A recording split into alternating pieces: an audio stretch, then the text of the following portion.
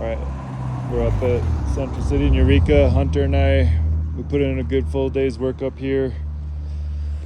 Hunter spent a good amount of time working by hand the bedding for the water line, which is not in our work scope or our contract, but we just took care of that for them.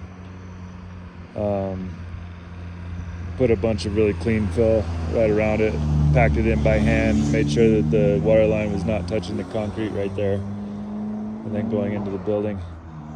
So all this across the front, these perimeter drains are not finished, so we can't bury those yet. Those need to get finished and brought out to daylight. So I don't know what the plan is there. I'd let the contractor know.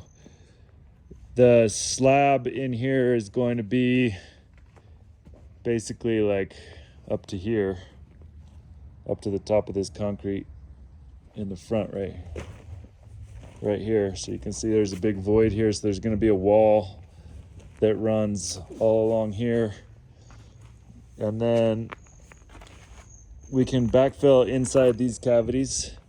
So that's what I want to do tomorrow. I'm thinking you and Keegan will be out here tomorrow. We'll backfill inside these cavities and we'll hit these with the shaker head. And I just want to come up to the top of the footing for right now. So let's not swamp out that corner. So yeah, just take it to the top of the footing here, and then you'll do an angle that goes up and hit the top of the footing right there. We can bend over these rebars and drive in there if we have to. If, you know, less is more. If we can, possibly we just put a bunch of dirt on top of this and just track right over the top, and let's not tear up our tracks on the tops of these rebars.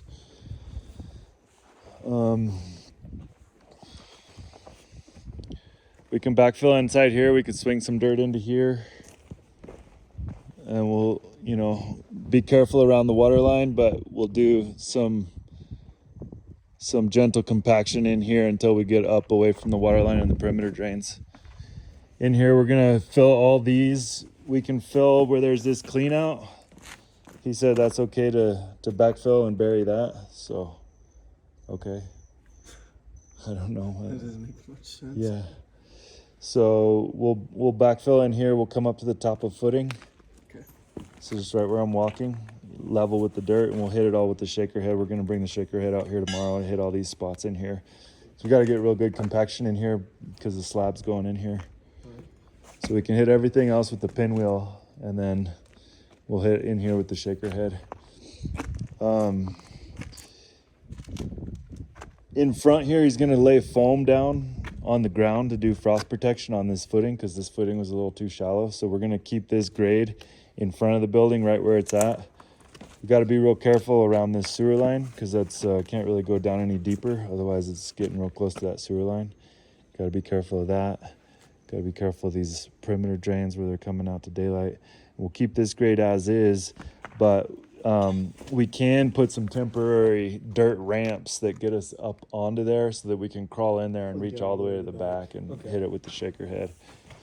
And then when we're done, after we're done like hitting this cavity, we'll remove this this ramp and then put that dirt in there, make a ramp over there. Again, if we can not bend these, that's great. If we have to bend them, it's not the end of the world. If we can build up with dirt, we could put 12 inches of dirt over the top of this footing, and then we'll just wipe it out when we're done, after we're done getting in and out of there.